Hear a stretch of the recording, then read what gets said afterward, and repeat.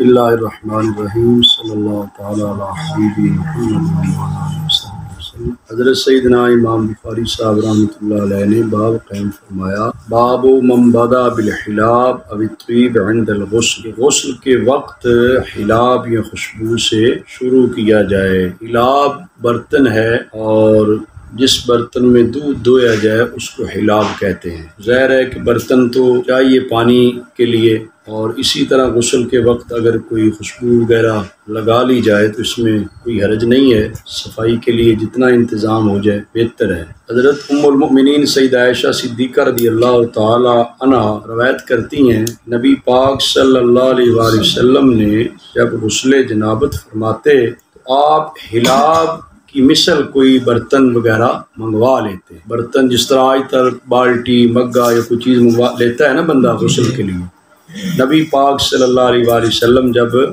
غسل جنابت فرماتے تو حلاب کی طرح کو برتن منگوا لیتے۔ فآخذ بکفہ فبدا بشق رأسہ الایمن، نبی پاک صلی اللہ علیہ وسلم اپنی ہتھیلی مبارک میں پانی لیتے اور اپنی دائیں جانب جو ہے وہ آغاز فرماتے، پھر بائیں جانب فقال بہما علی وسط رأسہ، اور نبی پاک صلی اللہ علیہ وسلم پھر سر کے درمیان جو ہے وہ پانی ڈال کے ملتے اور پانی کے ساتھ جو ہے سر کو دھوتے۔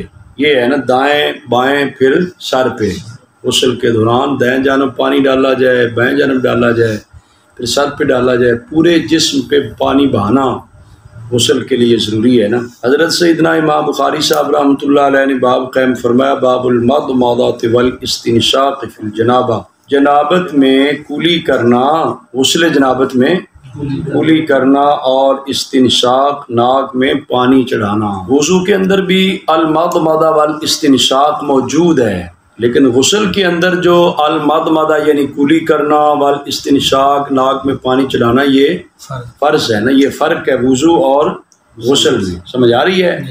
ہاں، 3 مرتبہ پانی ڈال کے غرغرہ کرنا، جو ہے منہ کے اندر پانی ڈالنا، اسی طرح ناک میں پانی چڑھانا، ناک کی نرم ہڈی تک پہنچے، یہ ضروری ہے نا غسل جنابت میں۔ حضرت سیدنا عبداللہ بن عباس رضی اللہ تعالی عنہما فرماتے ہیں، ہمیں حدیث بیان کی حضرت میمونہ رضی اللہ تعالی عنہا نے، آپ فرماتی ہیں میں نبی پاک صلی اللہ علیہ وآلہ وسلم کے لیے غسل کے وقت جو ہے پانی ڈالتی، فَأَفْرَغَ بِيَمِينِهِ عَلَى يَسَارِهِ، اپنے دائیں سے بائیں پر ڈالتے، فَغَسَلَهُمَا، اور دونوں کو دھوتے، ثم یعنی ہاتھوں کو، پہلے ہاتھوں کو دھوتے، ثم غسل فرجہ، پھر فرج کو شرمگاہ کو دھوتے، ثم قال بیدی علی الارض، شرمگاہ کو دھونے کے بعد زمین پر ہاتھ کو ملتے، فمسحها بالتراب، اور مٹی کے ساتھ ہاتھ کو ملتے، ثم غسل، پھر اس کو دھوتے، ثم مضمض واستنشق، پھر کولی کرتے اور ناک میں، یہ ترجمہ الباب کے ساتھ ہے نا، تو یہ مٹی کے ساتھ جو ملنا ہوتا ہے ہاتھوں کا، یہ صفائی کے لیے ہے، سمجھ آ رہی ہے؟ آج کل تو پھر صابن وغیرہ بھی ہے نا، مٹی کے ساتھ جو ہے نا ملنے کے بعد دوبارہ ہاتھوں کو دھونے سے خوب صفائی ہو جاتی ہے۔ جب کولی کر لیتے، ناک میں پانی چڑھا لیتے، ثم غسل وجہہ، پھر چہرہ مبارک دھوتے، وَأَفَاضَ عَلَى رَأْسِهِ، اپنے سر مبارک پر پانی بہاتے، ثم تنحى، پھر سائڈ پہ ہو کر، فغسل قدميه، اپنے دونوں پاؤں مبارک کو دھوتے، ثم أُتِيَ بمندیل، پھر جو ہے وہ مندیل آپ کو پیش کیا گیا۔ مندیل کیا ہے؟ رومال ہے، ہاں رومال جو آج کل تولیہ ہے۔ فلم ينفض بها، نبی پاک صلی اللہ علیہ وسلم نے استعمال نہیں فرمایا۔ تو اس حدیث پاک میں ایک تو جو غسل جنابت میں کولی ہے اور ناک میں پانی چڑھانا ہے اس کا ثبوت تو ہوا، لیکن اس کے ساتھ ساتھ یہ بھی پتہ چلا نا کہ ہاتھوں کو دھو کر پہلے استنجا وغیرہ کر لینا چاہیے، پھر پورا وضو کرنا غسل میں جو مسنون ہے، سمجھ آ رہی ہے؟ اور ہاتھوں کے ساتھ جب استنجا وغیرہ کیا جائے تو ہاتھوں کو مٹی کے ساتھ، دیوار کچی ہے تو اس کے ساتھ مل لینے کے بعد دوبارہ دھویا جائے تو صفائی زیادہ ہو جاتی ہے۔ اور پھر یہ بھی ہے کہ آخر میں جو ہے وہ قدم مبارک دھوئے جائیں۔ یہ گزشتہ سبق کے اندر بھی ذکر آیا کہ اگر ایسی جگہ پہ غسل کر رہے ہیں جہاں پہ پانی وغیرہ رک جاتا ہے، نیچے سے کچی زمین ہے، تو وہاں پر جو ہے پاؤں کو آخر میں دھو لیا جائے۔ اگر آج کل کی طرح جو پکے فرش لگے ہوتے ہیں، پانی آگے بہہ جاتا ہے، تو وہاں پہلے ہی دھو لیا جائے، تو آخر میں دوبارہ پاؤں کو دھونے کی ضرورت نہیں ہے۔ اور ایک مسئلہ جو آخر میں ذکر کیا گیا کہ مندیل، آپ کو رومال پیش کیا گیا، آپ صلی اللہ علیہ وسلم نے استعمال نہیں فرمایا۔ اس حوالے سے علماء کرام فرماتے ہیں کہ آقا حضور علیہ السلام نے ایک موقع پہ نہیں بھی کیا تو دوسرے موقع پر استعمال کیا بھی ہے۔ ام المؤمنین سیدہ عائشہ صدیقہ رضی اللہ عنہ فرماتی ہیں آقا حضور علیہ السلام کا ایک خرقہ مبارکہ ہوتا تھا، اس کپڑا مبارک کے ساتھ آپ پوچھ لیا کرتے تھے۔ سمجھ آ رہی ہے؟ ہاں، اگر کوئی آدمی گرمی میں ضرورت نہیں ہے جسم کو ٹھنڈک پہنچانے کے لیے نہ استعمال کرے تو بہتر ہے۔ اسی طرح جو ہے وہ پانی کے قطرے وغیرہ جو وضو کرنے کے بعد اس سے جسم کو بچانے کے لیے اگر کوئی تولیہ، کوئی چادر، کوئی وغیرہ رکھ لے تو زیادہ بہتر ہے، تاکہ کپڑے وغیرہ بھی خراب نہیں ہوتے۔ اور ویسے بھی وہ پانی جو ہے اس حوالے سے اہل علم کے مطابق جو ہے اس سے بچنا ہی بہتر ہے۔ بہرحال آقا حضور علیہ السلام نے استعمال کیا بھی ہے تولیہ مبارک اور استعمال نہیں بھی کیا، دونوں چیزیں حدیث پاک میں موجود ہیں۔ اگلا باب حضرت امام بخاری صاحب رحمۃ اللہ علیہ نے قائم فرمایا، باب مسح الیاد بالتراب لتکون انقا، ہاتھوں کو مٹی کے ساتھ ملنا تاکہ زیادہ صفائی ہو جائے، ہاں یہ ابھی پچھلے سبق میں بھی یہ بیان ہو گیا، پچھلے حدیث پاک میں بھی، کہ اس کے ساتھ کیا ہوتا ہے، صفائی وغیرہ زیادہ ہو جاتی ہے۔ حضرت میمونہ رضی اللہ عنہا آپ فرماتی ہیں بے شک نبی پاک صلی اللہ علیہ وسلم نے غسل جنابت کیا، اپنے ہاتھ کے ساتھ فرج کو دھویا، ثم دلک بها الحائط، پھر نبی پاک صلی اللہ علیہ وسلم نے اپنے ہاتھ مبارک دیوار کے ساتھ ملا، ثم غسلها، دیوار کے ساتھ مل کے پھر ہاتھوں کو دھویا۔ سمجھ آ رہی ہے؟ تو یہ نبی پاک صلی اللہ علیہ وسلم کا عمل مبارک جو ہے تعلیم کے لیے ہے نا، امت کو پتہ کیسے چلتا، آقا حضور علیہ السلام اگر ایسا نہ کرتے تو ثم غسلا، پھر دھویا ہاتھوں کو، ثم توضا وضوء للصلاۃ، پھر غسل سے پہلے کیا کیا، وضو کیا، نماز کی طرح کا پورا وضو، نماز کی طرح کا پورا وضو کیا۔ فلما فرغ من غسل غسل رجلہ، جب غسل سے آپ صلی اللہ علیہ وسلم فارغ ہوئے تو پھر آپ نے آخر میں اپنے پاؤں کو دھویا۔ اس پہ بات چونکہ ہو چکی ہے۔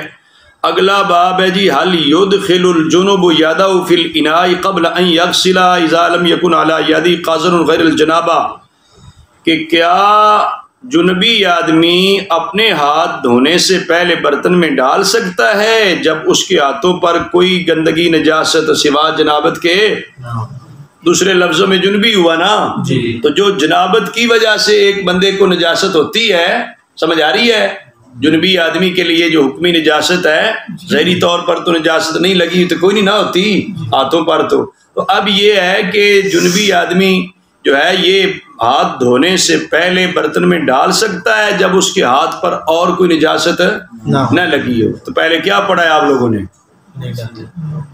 ڈالنے نہیں چاہیے، پہلے ہاتھوں کو دھو لینے چاہیے، لیکن اگر ایسی جگہ پہ ہے کہ بڑے برتن میں پانی ہے جہاں پر جو ہے وہ نہ کوئی چھوٹا مگا وغیرہ ہے جس سے پانی نکال کے ہاتھوں کو دھو لے پہلے، تو وہاں ایک طریقہ بتایا نا فقہائے کرام نے کہ بائیں ہاتھ کی انگلیوں سے پانی نکال کر دائیں ہاتھ پہ ڈالا جائے، دائیں کو دھو لیا جائے، پھر دائیں کو پانی کے اندر ڈال سے پانی نکال کے بائیں کو دھویا جائے۔ سمجھ آ رہی ہے؟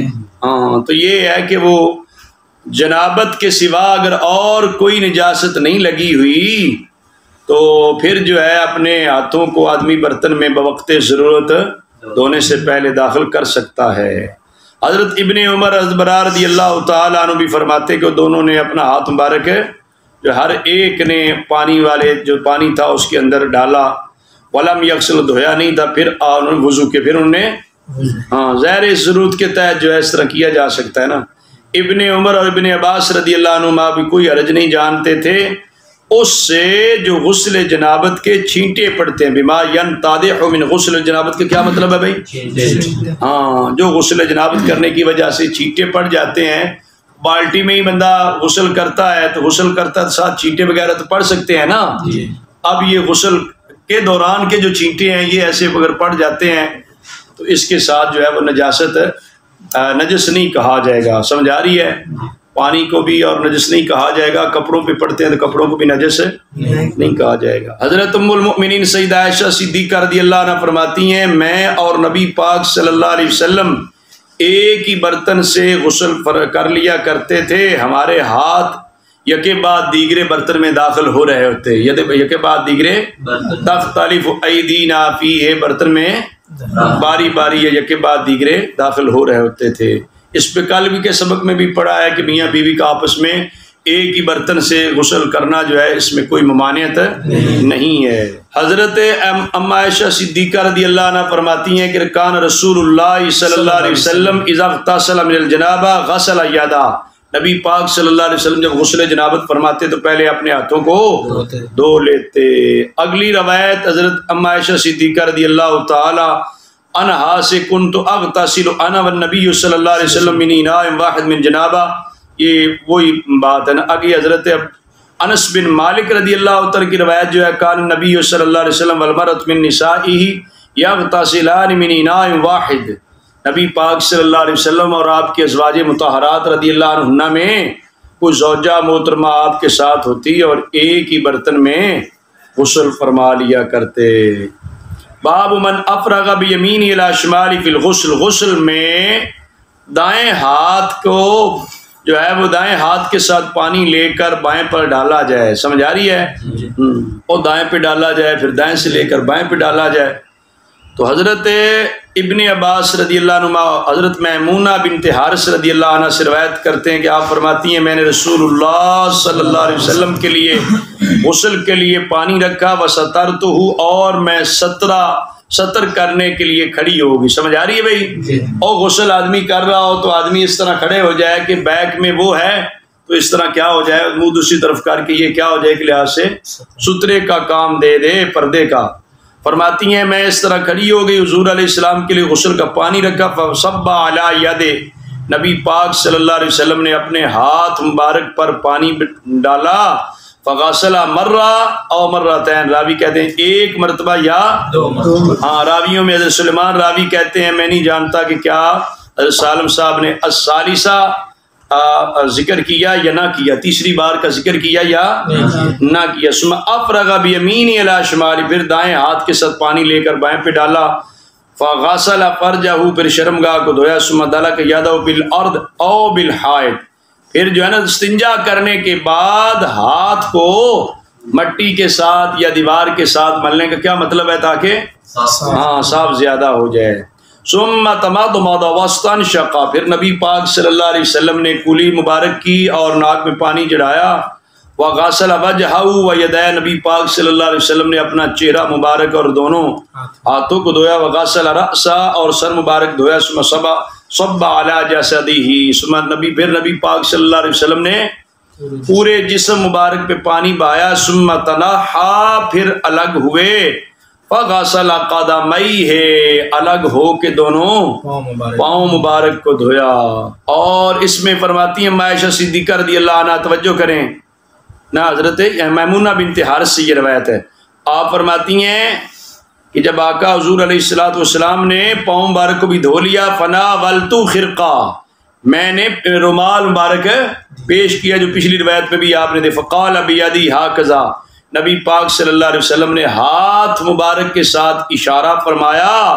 وَلَمْ يُرِدْهَا، آپ نے وہ رومال استعمال کرنے کا ارادہ نہیں فرمایا. ہاتھ سے ایسا اشارہ فرمایا جس سے پتہ چلا کہ میں استعمال نہیں کرنا چاہتا. نبی پاک صلی اللہ علیہ وآلہ وسلم نے غسل مبارک کے بعد استعمال کیا بھی اور استعمال نہیں بھی کیا، دونوں صورتیں ٹھیک ہیں. سمجھ آ رہی ہے؟ حضرت امام بخاری صاحب رحمۃ اللہ علیہ نے باب قائم فرمایا، باب تفریق الغسل والوضوء، غسل اور وضو میں تفریق. اور ذکر یہ کیا جاتا ہے ابن عمر رضی اللہ عنہما سے کہ آپ دونوں قدموں کو دھوتے بعد اس کے کہ آپ کا وضو جو ہے وہ خشک ہو چکا ہوتا، وضو کا پانی جو ہے وہ خشک ہو چکا ہوتا. اس میں بعض اہل علم کہتے ہیں، مالکیہ حضرات کہ پے در پے اعضائے وضو کو دھونا فرض ہے. موالات اس کو کہتے ہیں. موالات کیا ہے بھائی؟ فرض ہے. فرض ہے. پے در پے لگاتار دھونا اعضائے وضو کو دھونا فرض ہے، جبکہ باقی ائمہ اکرام کے نزدیک فرض ہے نہیں ہے، لیکن بہت زیادہ دیر نہیں ہونی چاہیے. سمجھ آ رہی ہے؟ کوشش کرنی چاہیے کہ ساتھ ساتھ ہی اعضائے وضو دھو لیے جائیں. اس باب کے تحت حضرت میمونہ رضی اللہ تعالی عنہا کی ہی روایت ہے. آپ فرماتی ہیں، جو پیچھے بھی آپ پڑھ چکے ہیں، کہ نبی پاک صلی اللہ علیہ وسلم کے لیے پانی رکھا جس سے آپ نے غسل فرمایا. سمجھ آ رہی ہے؟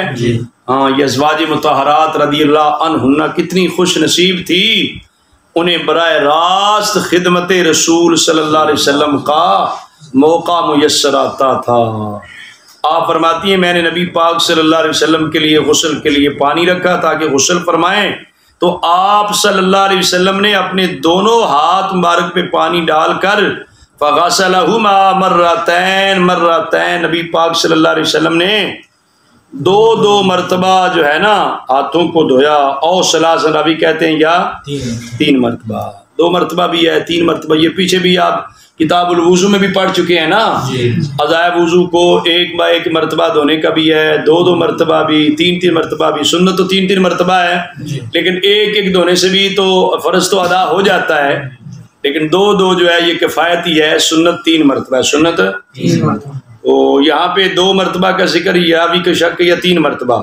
پھر اپنے دائیں مبارک کے ساتھ ہاتھ پانی لے کر بائیں پہ ڈالا اور پھر استنجا فرمایا. آپ نے استنجا فرمایا جو ہے نا اعلی تناسل کو دھویا. ثم دلک یدہ فی الارض، پھر اپنا ہاتھ مبارک زمین پہ مرا.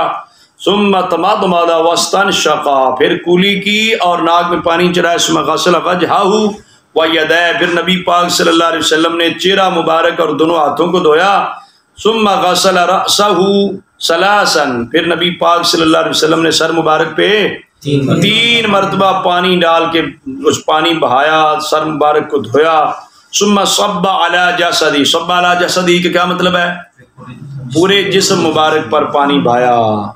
ثم صب علی جسدی ثم تنحى من مقامی، پورے جسم پر پانی بہا کر اپنی جگہ سے الگ ہوئے. یہ ہے نا موضع ترجمہ الباب کی جگہ یہ بنی نا کہ کیا مطلب ہے کہ بندہ اعضائے وضو دھو رہا ہے تو وقفہ ہو سکتا ہے یا نہیں ہو سکتا، اور باقی تو اعضائے وضو دھو لیے، غسل کر لیا، اب پاؤں کے الگ جگہ پہ جا کر آقا حضور علیہ السلام نے دھویا. سمجھ آ رہی بھائی؟ ہاں، اس سے الگ جگہ پہ ہوئے، استنحى من مقامی ایک سائڈ پہ ہوئے. فغسل قدمیہ، اور نبی پاک صلی اللہ علیہ وسلم نے اپنے مبارک پاؤں کو دھویا. اس سے پتہ چلتا ہے وضو مبارک میں پاؤں کا دھونا ہے، پاؤں کا دھونا فرض ہے. مسح کرنے سے پاؤں دھونے والی بات نہیں بنتی، نہ ہی پھر وضو غسل پورا ہوتا ہے. بہرحال یہ چونکہ غسل کے روایات ملتی جلتی آج بھی آپ نے پڑھی اور پچھلے سبق میں بھی آپ پڑھ چکے، اس لیے کوئی زیادہ تفصیل اس میں ذکر نہیں کی. یہ چیزیں چونکہ پہلے بیان بھی کچھ ہو چکی ہیں اور آپ جانتے بھی ہیں. اللہ تبارک و تعالیٰ مجھے اور آپ سب کو نبی پاک صلی اللہ علیہ وسلم کے ارشادات عالیہ صحیح پڑھنے، سمجھنے، عمل کرنے کی توفیق عطا فرمائے.